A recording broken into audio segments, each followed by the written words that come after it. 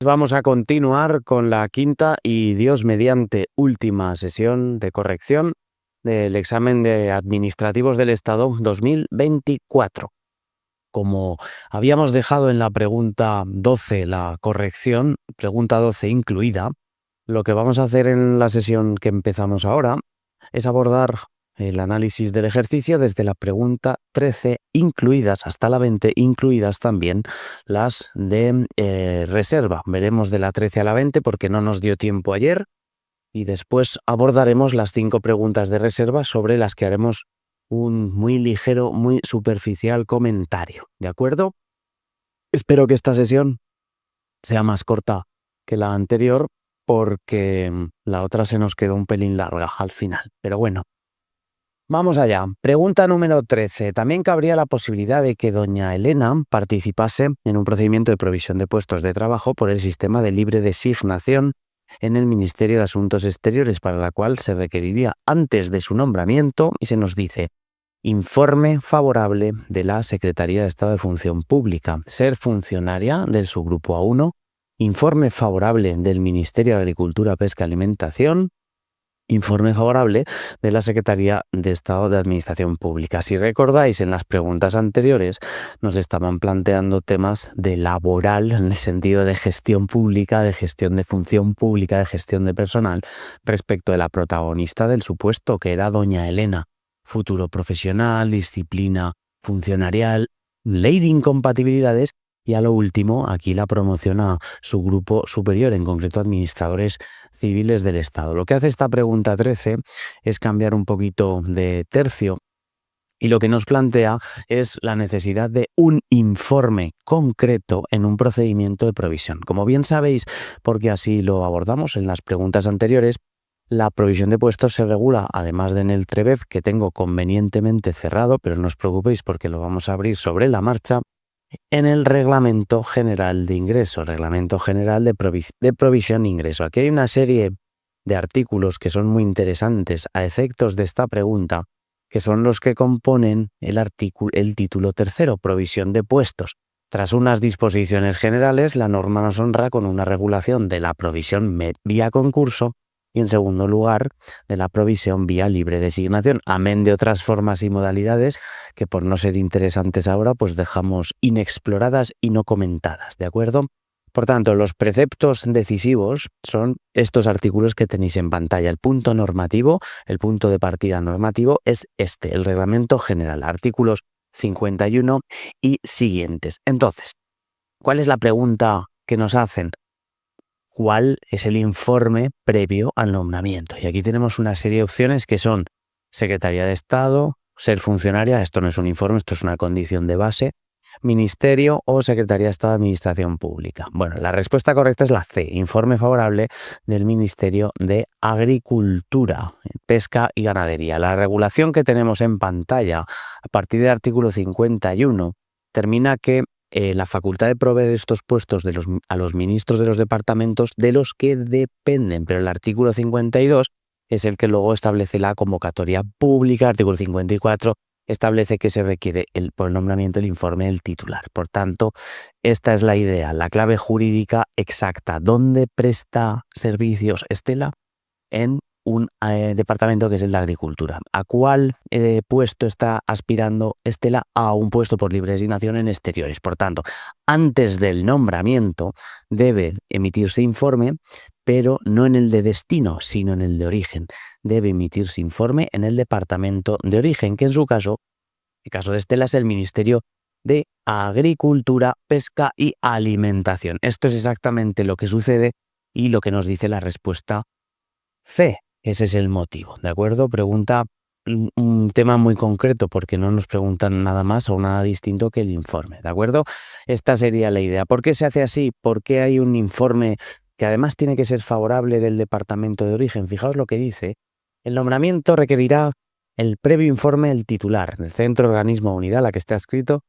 Si fuera a recaer en un funcionario destinado en otro departamento, se requerirá informe favorable de este. De no emitirse en el 15 días, se considera favorable, es decir, hay un silencio positivo, un efecto estimatorio del silencio. Si fuera desfavorable, no obstante, podrá efectuarse el nombramiento previa autorización del secretario de Estado. ¿De acuerdo? Veis aquí el régimen jurídico que termina en el 58 y desde el 51. Estos son los artículos de Marras que tendríais que mirar. ¿Cuál es la razón de ser de este informe favorable del Departamento de Origen?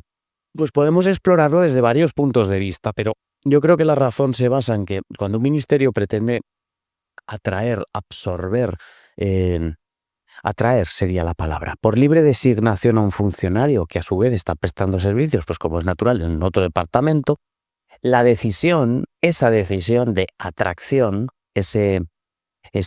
digamos, esa necesidad que pretendes satisfacer como titular o como responsable de un departamento por la vía de la llamada a un funcionario que está en otro, no solo afecta a tu departamento, afecta al equilibrio de efectivos, porque son vasos comunicantes. Un personal que sale de un sitio, o al revés, un personal que entra a un sitio sale de un sitio. Por tanto, afecta al equilibrio de efectivos, afecta a las necesidades del servicio, en este caso del Ministerio de Procedencia. Va a afectar a las necesidades de todo, pero en uno más y en otro menos. Entonces el ordenamiento lo que hace es introducir esta necesidad de intervención no en destino, sino en origen, para permitir que se valoren apropiadamente las consecuencias del eventual desplazamiento del funcionario. ¿De acuerdo? No estamos ni ante un derecho de veto, no es nada parecido, porque se admite que incluso aunque el informe sea desfavorable, se puede llegar a producir el desplazamiento vía autorización superior. Por tanto, se trata no de articular un sistema de veto, de reacción, de imposibilitar, no, se trata de dar una especie de audiencia, una suerte de voz para que puedan expresarse. ¿De acuerdo? Esta es la realidad. Y esto es el régimen de informes previos, lo que pretende la norma. Espero que haya quedado claro. Vamos con la siguiente pregunta. Pregunta número 14. Ya que doña Estela considera que en su unidad hay una gran carga de trabajo que no puede ser adecuadamente asumida, decide proponerle a su subdirectora que gestione la posibilidad de nombramiento de funcionarios interinos por exceso o acumulación de tareas, conforme al texto refundido, sabiendo que pueden ser nombrados.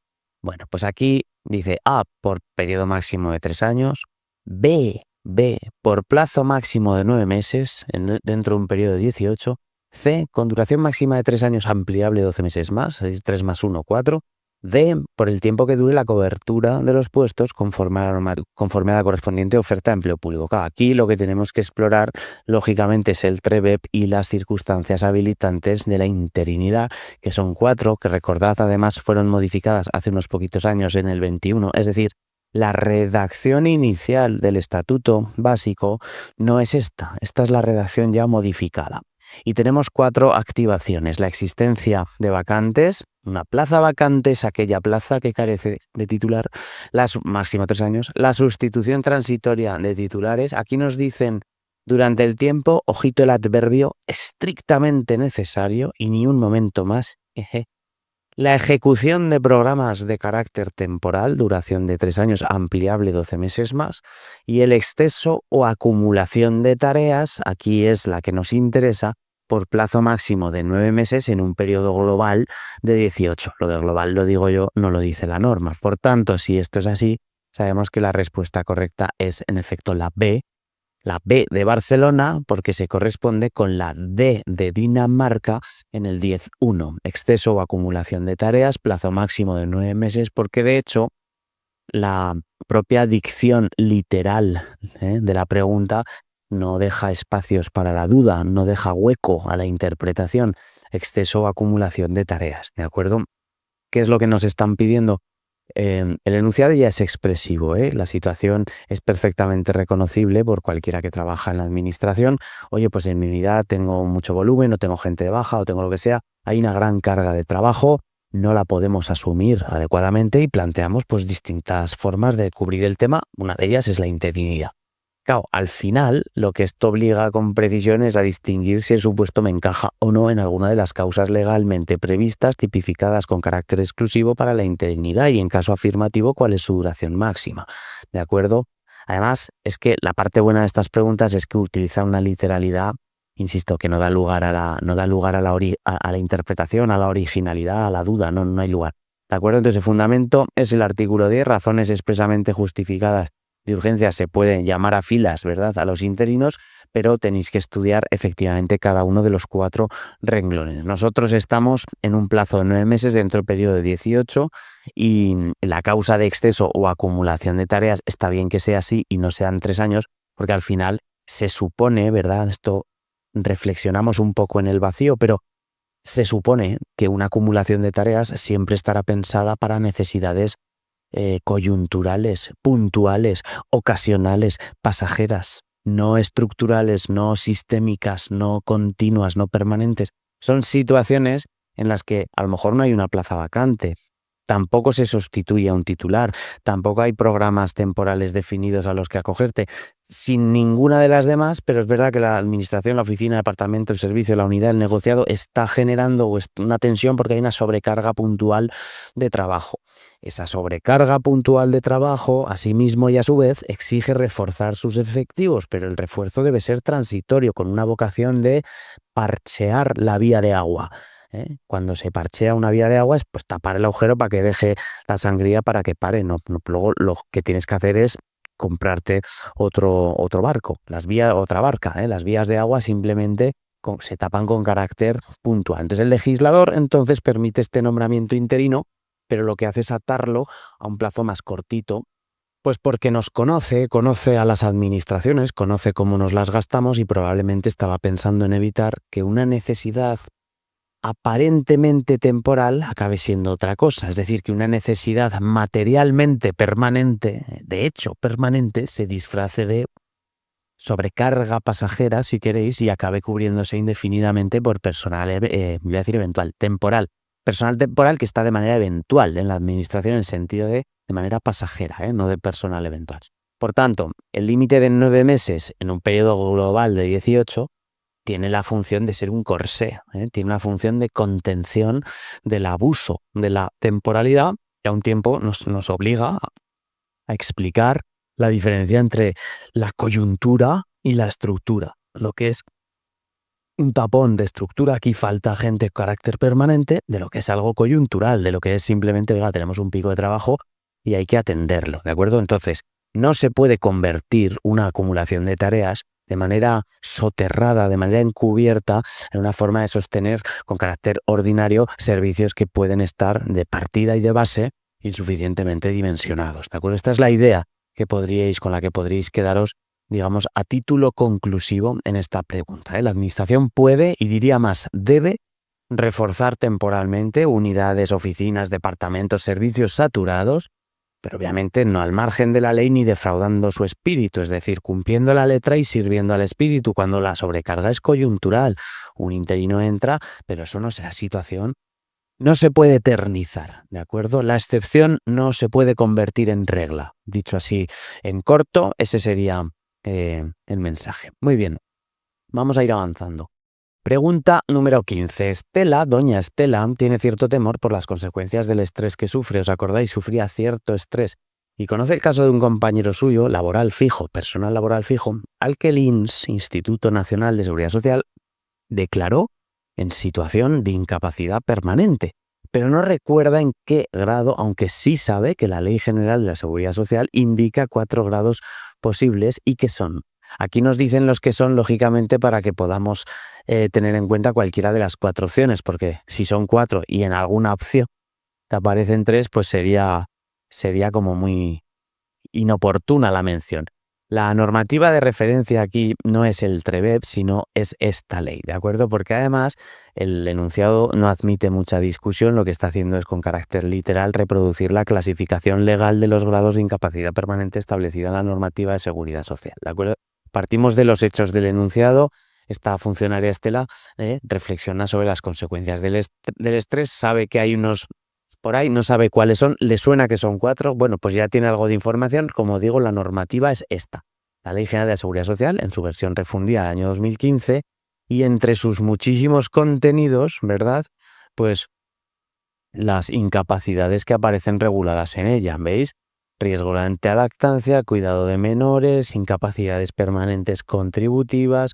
Y aquí tenemos los grados, así llamados, en el 194. Me he querido situar a propósito en el capítulo 11, pues el 193 y siguientes sería la manera, Capacidad permanente contributiva, por haber trabajado y cotizado y contribuido antes, es la situación de la persona trabajadora que después de haber estado sometida al tratamiento prescrito presenta reducciones anatómicas o funcionales graves, susceptibles de determinación objetiva y previsiblemente definitivas que disminuyan o anulen su capacidad laboral. Esta sería la idea. Dentro de la llamada, así genéricamente denominada incapacidad permanente, el 194 disciplina la, regulación de los grados.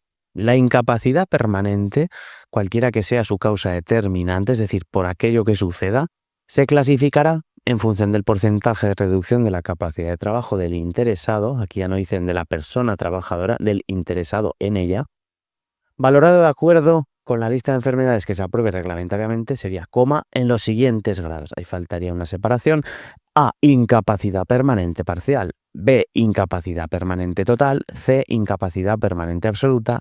D, la gran incapacidad. ¿De acuerdo? Se sustituyen las referencias a gran invalidez por gran incapacidad según se establece en esta norma. Quiero decir con esto que hay una modificación del año 2025 que no estaba contemplada a fecha de realización del examen. Supongo que cualquiera a estas alturas de la feria se ha podido dar cuenta, porque además lo hemos dicho muchas veces, que el riesgo que corremos cuando corregimos exámenes de años anteriores, cuando hacemos simulacros, es un riesgo bien conocido.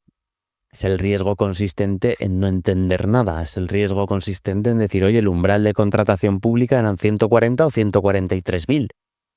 Pues tenéis que estudiar siempre los simulacros a la luz del derecho vigente en el momento que los hacéis, sin perjuicio de tener en cuenta el derecho que estaba vigente en el momento en el que se hicieron, ¿vale? Esta sería la idea. De modo que vamos a sustituir gran invalidez por la actual gran incapacidad y estaríamos igual, ¿de acuerdo? Aquí lo que nos regula el enunciado es una particularidad que es un personal laboral fijo, en realidad daría igual, ¿de acuerdo? Porque claro, el funcionario que se declara en situación es un dato completamente irrelevante porque no estamos en el ámbito, no nos están preguntando en el ámbito del mutualismo administrativo, sino que nos están preguntando del régimen general de la seguridad social, que es justamente el que se aplica al personal laboral. No nos piden determinar el grado concreto, simplemente nos piden identificar cuáles son los grados concretos que reconoce la ley. Esta sería la idea. Son estos 4 grados que hemos visto ya.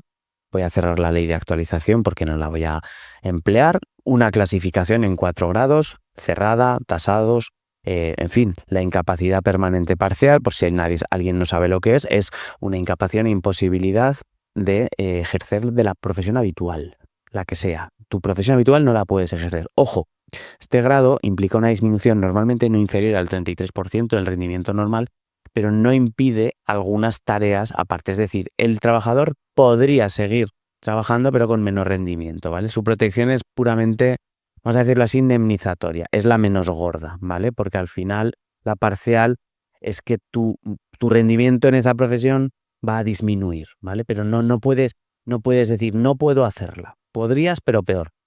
En segundo lugar, tenemos la incapacidad permanente total para profesión habitual. Habría que entender aquí. El trabajador sí que queda aquí totalmente inhabilitado para realizar todas las tareas o las fundamentales al menos de su profesión habitual. Pues si has perdido las manos y eres camionero, evidentemente no vas a poder conducir. Ahora vendrá alguno que me dirá, hombre, pero hay coches autónomos. Bueno, bromas aparte, si has perdido las manos, no puedes hacer la tarea fundamental que es conducir, que es la conducción del vehículo, por ejemplo, ¿no? Entonces, la posibilidad, o has perdido una mano, no faltan ni las dos. Una, pues probablemente con una mano no puedas conducir, de modo que quedas inhabilitado para realizar la tarea fundamental de tu profesión. Pero ojo, puedes dedicarte a otra distinta. Si tienes solo una mano, estaba pensando yo, de los que venden cupones, hay alguno que solo tiene una mano. Puedes hacer tareas administrativas a tu ritmo, puedes hacer otro tipo de trabajos adaptados, pero desde luego lo que no vas a poder es, en fin, hacer cosas que requieran las dos manos, ¿no? Entonces la incapacidad aquí no es absoluta, sino para tu profesión habitual, ¿de acuerdo? En tercer lugar tendríamos la incapacidad permanente absoluta, que habría que añadir, es absoluta para todo tipo de trabajo. En este caso tú no quedas inhabilitado para tu profesión habitual, sino para cualquier profesión u oficio. No puedes entonces desarrollar ninguna actividad laboral con un mínimo de, voy a decir, dignidad, profesionalidad, eficacia, no vas a poder hacerlo, ¿de acuerdo? Y el grado más intenso, que es la gran incapacidad, antes gran invalidez, que tradicionalmente ha sido una situación en la cual, además de estar en incapacidad permanente absoluta, además de eso, o sea, además de estar en absoluta, digamos, carencia de los elementos básicos para hacer cualquier trabajo, además de eso necesitas el concurso de una tercera persona, necesitas la asistencia de un tercero, de otra persona, para los actos más esenciales de la vida. ¿Cuál es un acto esencial de la vida? Lavarse los dientes, comer, vestirse, desplazarse, ir al aseo, alimentarte. Eso es el máximo nivel de protección del sistema, ¿de acuerdo? Por tanto, los grados que son 4, la incapacidad parcial, la total, la absoluta y la gran, antes invalidez e incapacidad, van de menos a más, ¿de acuerdo? Entonces esto es importante a la vista de la normativa de seguridad social, que seamos capaces no solo de retenerlos en el orden adecuado, sino además saber qué hay detrás de cada uno. ¿Cuál es el régimen jurídico asociado a cada renglón? ¿Qué implica ser declarado una situación de incapacidad permanente absoluta, por ejemplo? Es muy importante que lo entendáis, aparte porque es una cosa que es muy común, ¿no? Las incapacidades. Todos tenemos oportunidad seguro de conocer personas que en unos u otros lados se han visto afectadas pues, por accidentes de trabajo, por accidentes de la vida común, que han quedado en estas situaciones dramáticas de ellas, muchas veces absolutamente dramáticas para ellas, y por tanto no es una cosa así como rara, es una cuestión absolutamente pues del día a día de la sociedad, de las personas, y en los exámenes también, porque ya veis que la clasificación de los grados de incapacidad pues es una tipología legal, una clasificación que la van preguntando, ¿vale? Esto tiene consecuencias directas, como veis, en el régimen de prestaciones del sistema de seguridad social. Yo no lo voy a explicar ahora, pero va por porcentajes, es decir, que cuanto peor estás, pues ganas un poquito más, evidentemente. Se entiende que cuanto más puedes hacer, menos te percibe, es un porcentaje de la base reguladora, etcétera, ¿vale? Bueno, pues aquí la literalidad importante en materia de seguridad social, como en todos los ámbitos al final, porque es lo que nos preguntan. ¿Veis? La pregunta 15 es la de parcial, total, absoluta y gran invalidez, que es lo que estábamos hablando, ¿vale? Esto de revisable está bien porque además revisables no es la respuesta, pero revisables son todas, ¿vale? Tú puedes mejorar, puedes curar, puedes estar, ¿de acuerdo? Vamos a ir con la siguiente pregunta número 16. De todas formas, doña Estela sabe que se le asigna una tarea importante en materia de subvenciones que por sus deberes como funcionaria debe atender, por lo que comienza a analizar la ley viendo que las subvenciones no van a ser financiadas con cargo a fondos europeos. Concluye que el régimen jurídico aplicable a las mismas es a normas de derecho privado. Esto habría que descartarlo. Las subvenciones son un instituto esencial del derecho público, ajenas por completo a cualquier idea ius privatista, es decir, fuera, ajena, extramuros del derecho privado. Derecho comunitario, bueno, dado que las subvenciones van dirigidas a varias comunidades autónomas, no tiene mucho sentido vincular la aplicación del derecho comunitario con el destino territorializado del Fondo Europeo. Al final es evidente que el modo en que se organizan los estados a la Unión Europea le va a dar más o menos igual. Nosotros tenemos las comunidades autónomas, en Italia tienen las regiones, en Alemania tienen los Länder, que no Länder, en plural Länder, que son los estados federados que forman parte a su vez de la federación. El derecho privado y las de esta norma de desarrollo hemos dicho que no, y la Ley General de Subvenciones y sus disposiciones de desarrollo, restantes normas de derecho administrativo y de efecto normas de derecho privado. Hay que ver entonces cuál de estas resulta aplicable. Con carácter general, todo lo que huela a subvenciones, todo lo que huela a potestades administrativas de fomento, con distinta denominación muchas veces, pero como encuentra en la subvención su, digamos, joya de la corona, todo lo que huela a derecho privado tenemos que huir, ¿de acuerdo? La subvención, como digo, es una figura arquetípica propia del derecho público y del derecho administrativo. Lo que tenemos que hacer es ver cuál es el régimen jurídico de las subvenciones. Es una pregunta, yo diría, casi de manual. Es decir, la pregunta que además incorpora un dato que pudiéramos dar como relevante, y es que la financiación viene o no viene de la Unión Europea. Esta precisión podría ser accesoria, podría ser determinante, porque claro, tenemos que ver lo que dice el fundamento directo, que en este caso no es otro que la ley de subvenciones. Vamos a abrirla, la abrimos directamente y vamos a ver que el régimen jurídico de las subvenciones lo encontramos en el apartado primero del artículo 1. Las subvenciones se regirán en los términos establecidos en el artículo 3. ¿Qué nos dice el artículo 3? Pues un montón de cosas específicamente sobre el concepto de administraciones públicas, un poco el equivalente al artículo 3 de la Ley de Contratos, para que nos hagamos una idea.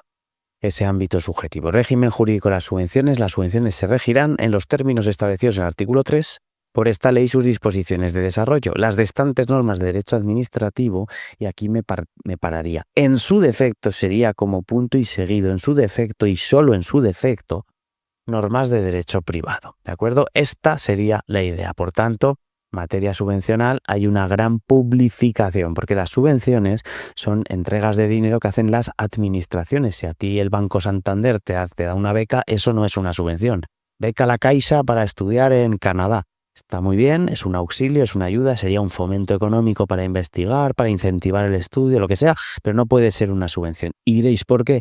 Porque para que sea una subvención justa y rectamente tiene que ser la entrega procedente de uno de los sujetos que la propia ley tipifica. Subvenciones otorgadas por administraciones públicas, se entiende por administraciones, la Administración General del Estado, todas las entidades que integran la administración local, es decir, ayuntamientos, diputaciones, en definitiva, todo lo que es la planta local española, la administración de las comunidades autónomas y además pues las personalidades jurídicas creadas, vinculadas, pues bueno, lo que sabéis un poco porque hemos estudiado ya con elevado grado de detalle en la Ley 40/2015, ¿de acuerdo?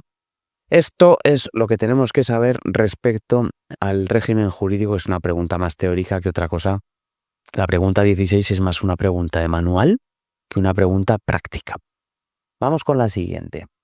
Pregunta 17. Antes de comenzar a preparar el borrador de la convocatoria de subvenciones, doña Estela comprueba si el Ministerio de Agricultura, Pesca y Alimentación dispone del plan en el que se concretan objetivos y efectos que se pretenden las subvenciones otorgar por el departamento. El plazo necesario, costes previsibles y fuentes de financiación. Es decir, si el Ministerio dispone de él, nos están preguntando por la potestad de planificación. La potestad de planificación, programación y demás en materia de subvenciones, como en muchas otras, pues plan de ordenación de los recursos naturales, plan aeroportuario, plan de puertos, plan de carreteras, planes urbanísticos en los entes locales. Al final es una gran potestad que tiene la administración, planes de contratación, ¿no? Los planes normativos. Al final, planes normativos también. Lo que tenemos que saber es cómo se llama el instrumento concreto, que es evidentemente es muy fácil, voy de plan anual de subvenciones, plan trienal, plan plurianual. Alguien habría podido tener duda con la primera porque suena como bastante bien, ¿no? Un plan donde se dice las subvenciones que se van a dar durante el año. Bueno, eso podría ser una especie de anuncio de previo, ¿no? Como en la contratación pública, los contratos que tengo proyectado, licitar. Bueno, plan estratégico de subvenciones es la respuesta correcta.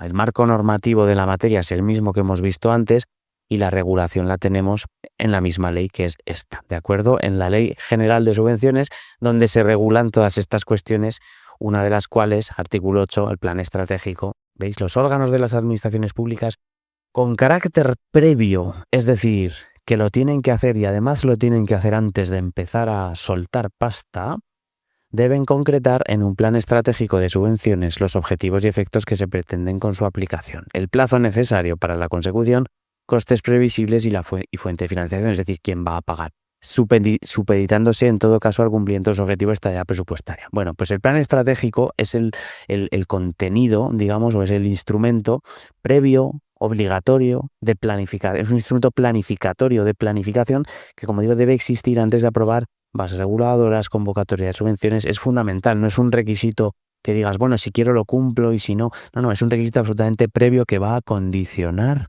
toda la actividad subvencional de la administración, ¿de acuerdo? Tú no puedes conceder subvenciones de manera errática, arbitraria, improvisada, sino que esas subvenciones que tú pretendes conceder, aparte de tener dinero para pagarlo, que eso sería lo más evidente, tienen que responder también a una planificación previa que justifique, pues os podéis imaginar, su finalidad, su impacto y su coste. Porque muchas veces salen unas subvenciones que dices, ¿de verdad se ha dado dinero a esto?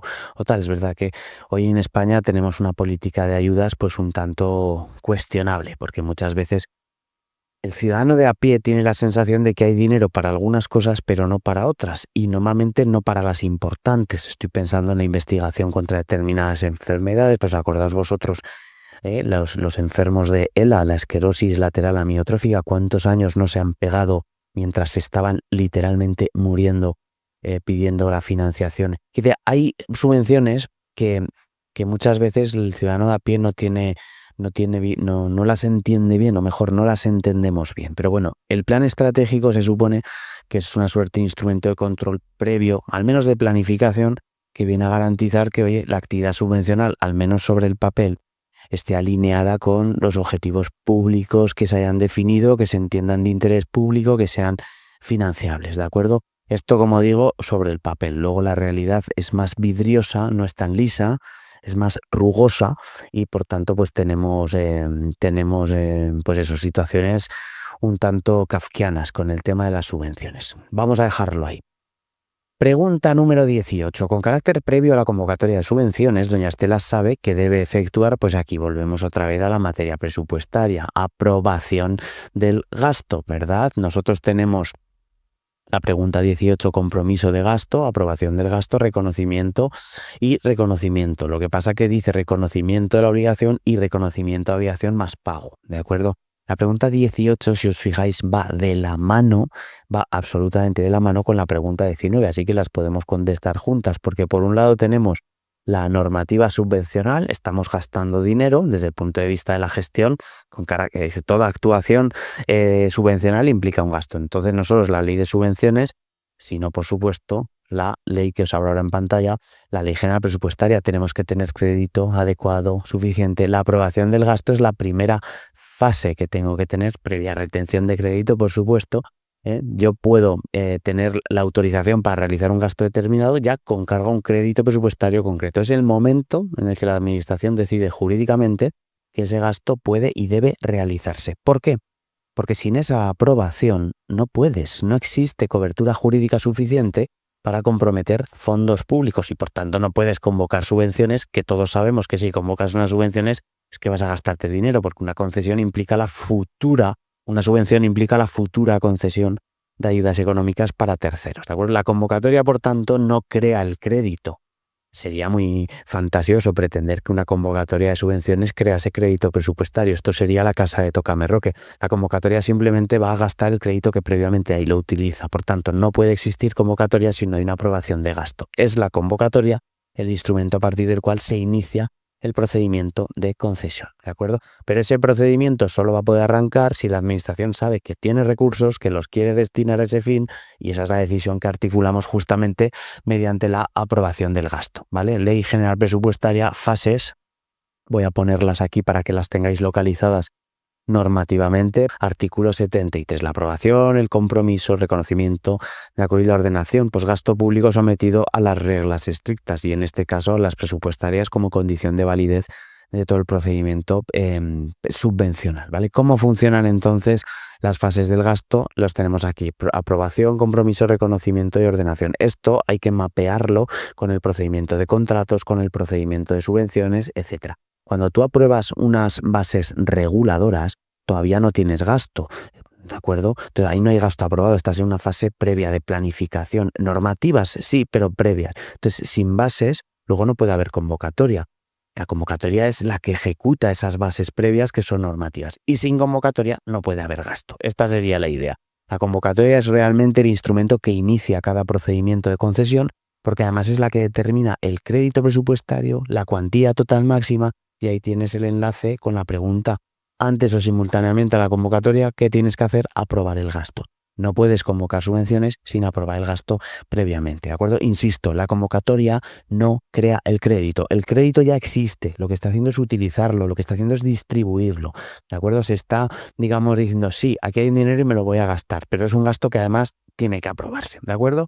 Bueno, esta sería la idea. Desde el punto de vista de la concesión hablaríamos del compromiso, la resolución de concesión, identificamos a un beneficiario concreto y la cuantía exacta a subvencionar. Una obligación ya no potencial, ya hemos aterrizado individualizadamente. Ese dinero queda reservado para alguien concreto, ¿vale? Siempre lo digo, pero lo repito, tener muy en cuenta en materia de contratación pública, en materia de subvenciones, qué tan necesario es vincular bien la parte presupuestaria, las fases de gasto y los documentos contables. Y esto lo digo a cuenta de la pregunta 18, fases y documentos contables, pregunta siguiente, que es la que vamos a ver ahora, que es la 19, ¿de acuerdo? Muy bien, vamos a avanzar. Pregunta 19. ¿Qué documento contable reflejaría la fase del gasto contemplada en la anterior pregunta? Pues hemos hablado de la respuesta B, que era la aprobación de gasto. Es evidente que la única que puede ser es la ¿cuál? Respuesta correcta, la C, efectivamente, que es A, pero no la respuesta A, sino respuesta C, y documento contable A. Ya sabéis que los documentos contables lo tenemos, obviamente, la regulación entraría en una fase inicial en la Ley General Presupuestaria y luego hablaríamos de las órdenes de 1 de febrero de 1996. Aquí tenéis la primera instrucción, 1 de febrero del 96, instrucción de operatoria contable, y en lo que ahora nos interesa y con la misma fecha, la orden que aprueba los documentos contables, ¿de acuerdo? Esta sería la cuestión. La fase de autorización de gasto, cada fase tiene su propio documento contable. La gracia de esta orden es que tenéis los modelicos, ¿veis? Aquí lo tenéis todo, RC, pues retención de crédito, luego la D, luego también tenéis las autorizaciones, las disposiciones, los acumulados también, ¿vale? Cada fase de gasto tiene su propio documento contable identificativo. La fase de autorización de aprobación de gasto es la primera de ellas, un acto administrativo en virtud del cual el órgano competente aprueba la realización de un gasto. ¿Y qué hace? Reservar para ese gasto un crédito presupuestario. En esa fase no hay derechos. Nadie puede decirle a la administración, usted tiene que gastar. No hay derechos con terceros, lo que hay es simplemente una decisión interna de gastar. Es un acto de fontanería, es un acto intestino de la administración en virtud del cual se afecta el crédito presupuestario. Hay una afectación del crédito, ¿de acuerdo? Entonces, la preparación de una convocatoria de subvenciones y con carácter general en cualquier decisión de inicio de un procedimiento que en último término va a implicar gasto, se va a encuadrar esa fase inicial de autorización, ¿de acuerdo? Antes, por supuesto, de conceder subvenciones concretas que luego ya implicaría el compromiso de gasto, la administración va a autorizar el gasto global que la convocatoria implica. Pues bien, respondiendo a la pregunta y desde el punto de vista contable, esa fase se va a reflejar desde el documento contable A. Ese es el documento contable que soporta la operación, que es la que registra precisamente la autorización. La A es de autorización en el sistema contable. El documento D va a ser después, momento en el que ya existe un determinado tercero, la administración se obliga, el reconocimiento de la obligación, derecho de crédito exigible, tampoco estaremos ahí porque no hemos llegado, y la ordenación del pago después. Ordenación del pago, ya sabéis, subseguida del pago material. La autorización, por tanto, la aprobación no deja de ser, la aprobación es una fase interna de la administración, una fase interna previa, sin terceros reconocibles, sin terceros a la vista, mientras que en las fases posteriores ya se implican efectos jurídicos para con terceros, y en último término la salida de fotos, ¿de acuerdo? Por tanto, la gestión del gasto público, documento contable A, que es la pregunta C, y en la anterior era la aprobación del gasto. Y con esto hemos terminado, la pregunta 19, nos falta la pregunta número 20. Pregunta número 20. Doña Estela, en el transcurso de la gestión económica de la convocatoria de subvenciones, aprecia que el crédito en el capítulo 4 del presupuesto de gastos es insuficiente para atender la nueva convocatoria, estimando que se necesitan 10 millones más de euros sobre un total de 100 millones que aparece en dicho capítulo. Ante esto propone que se tramite un crédito extraordinario o un suplemento de crédito que debería financiarse. ¿Cómo financiamos? A, mediante baja en el fondo de contingencia o en otros activos no financieros que se consideren adecuados. B, con deuda pública o baja en otros créditos misma naturaleza. C, con cargo a remanente de tesorería. D, mediante transferencia. ¿De acuerdo? La manera que tenemos aquí de recoger esta respuesta es la primera, la mediante baja en créditos del fondo de contingencia o en otros financieros, bla, bla, bla, bla. ¿De acuerdo? El enunciado lo que describe es una situación en virtud de la cual tenemos insuficiencia de crédito. En el capítulo 4, transferencias, no hay crédito suficiente para poder atender una nueva convocatoria. Se cuantifica el déficit, tenemos 10 millones de euros sobre un total de 100, es decir, un 10%. Bueno, vamos a la Ley General Presupuestaria y lo que tenemos son unas pinceladas previas que sí que podríamos dar, antes de meternos con la pregunta, que arrancan esas pinceladas del artículo 51. Entonces, aquí estaríamos con carácter general, siempre cuando no hay crédito o es insuficiente, pues estamos o con los extraordinarios o con los suplementarios. ¿Por qué? ¿O cuál es la diferencia? En el crédito extraordinario tú no tienes crédito para ese gasto, pues tú tienes que habilitar uno. En el crédito suplementario o suplemento de crédito, el crédito existe, lo hay, pero no sirve. ¿Por qué sirve? Porque no llega, no alcanza, no es suficiente. Por eso es suplementar un crédito que existe, pero es insuficiente, mientras que en el crédito extraordinario es habilitar un crédito que no hay, ¿de acuerdo? Como aquí tenemos crédito, en la pregunta parece ser que tenemos crédito, pero es insuficiente, parece ser, lo técnicamente correcto sería un suplemento de crédito, ¿verdad? Pero el enunciado no nos plantea eso, ¿de acuerdo? Entonces tenemos que identificar la forma de financiación. Y entonces si nos vamos otra vez a la ley presupuestaria, lo que tenemos es una de las cuestiones aquí. ¿Os acordáis el artículo 50, el fondo de contingencia? Lo regulaba el artículo 50 y una de las cosas que hacemos en el artículo 55 es ver que esos créditos extraordinarios y suplementos deben financiarse mediante baja en otros créditos con cargo al fondo de contingencia, ya que aparece el fondo, es decir, instrumento diseñado para atender necesidades imprevistas, inaplazables y no discrecionales, y por tanto es para cuando surge, en un ministerio surge un gasto que no contábamos con él, se dice ha sobrevenido un gasto no previsto o previsto pero insuficientemente dotado. Esta sería la idea. O no previsto o insuficientemente dotado para que eso sea pretexto que te permita acudir al fondo de contingencia o en su caso a la minoración de otros créditos.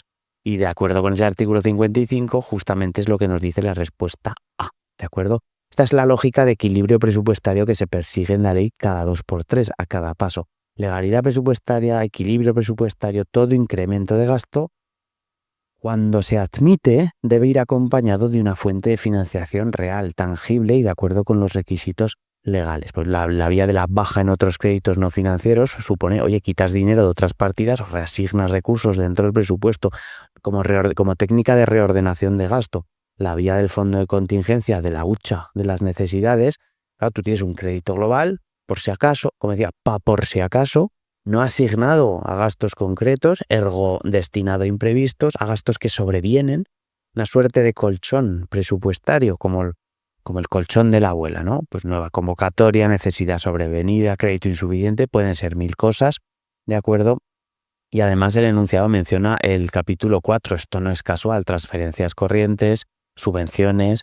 Estamos conectando otra vez aquí el derecho presupuestario, la estructura presupuestaria, clasificación económica con las subvenciones que estamos trabajando, ¿de acuerdo? Siempre insisto en la importancia, cuando estudiemos subvenciones, vincularlo con el gasto, con la gestión económico-presupuestaria, con los documentos contables, como hemos hecho en las preguntas anteriores, etcétera, ¿de acuerdo? Bueno, en definitiva, la respuesta es la A. Y con esto, señoras y señores, hemos terminado la corrección del examen. No obstante, vamos a dar un repaso rapidísimo, tan rápido como 5 minutos para hacer una hora de clase y terminar esto rápido, de las preguntas de reserva. 1. ¿En qué plazo podría doña Estela presentar su solicitud de participación? Bueno, aquí la regulación es 15 días hábiles al día siguiente de la publicación de la convocatoria. ¿Base normativa de todo esto? Efectivamente, la norma que hemos citado antes en las preguntas de provisión, el Real Decreto 364 del año 95, artículos 51 y 52, en particular el 53. El plazo para solicitar puestos por libre designación es de 15 días hábiles desde el siguiente al de la publicación. Esto no tiene ni trampa ni cartón porque además hemos visto antes esa pregunta. Pregunta reserva número 2. Estela, que reside en Madrid, tiene que acudir a un curso como formadora durante 3 días. En Valladolid. El día de regreso, la comisión de servicio concluye a las 21 horas. ¿Qué gastos se le van a abonar respecto de ese último día? Claro, esto es curioso porque esta es una materia, la respuesta correcta es la A, 50% de los gastos de manutención. Aquí tenemos que hablar, esta pregunta está en el terreno de las llamadas indemnizaciones por razón de servicio. Y dentro de las indemnizaciones por razón del servicio, en las más concretas, dietas, el régimen de las dietas por comisión de servicio. Entonces, claro, el dato aquí que me importa no es tanto que doña Estela viaje a Valladolid durante 3 días, que bien.